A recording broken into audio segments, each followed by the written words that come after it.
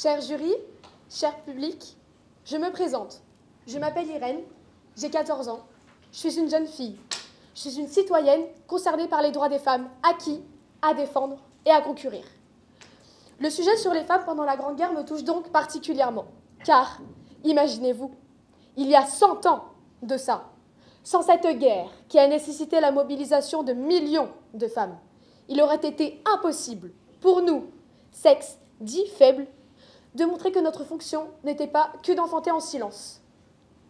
Grâce à elles, à leurs rêves et à leurs combats, nous avons maintenant la possibilité de voter pour élire ceux et celles qui nous représentent.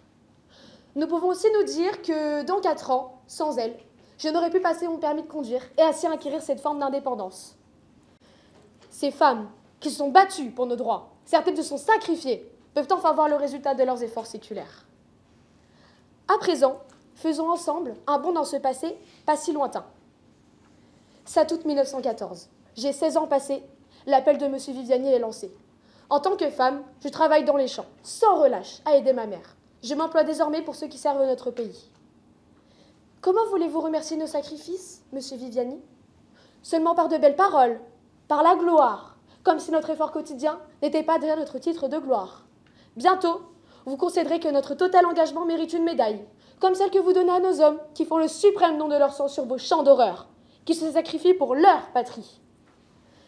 Sans vos paysannes, sans vos munitionnettes, sans vos anges blancs soignant les blessés, en bref, sans nous, les gardiennes de l'arrière, l'effort de guerre serait impossible. Sans nos mains, pas d'obus, sans nos bras, pas de moisson, sans notre cœur et sans nos mots, pas de remède pour ceux qui souffrent.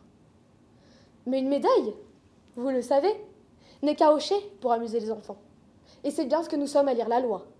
Nous voulons plus, car cette guerre qui s'ouvre et rougit déjà nos sillons va durer, et c'est bien de nos efforts, dans les usines, les bureaux et les campagnes, que surgira la victoire.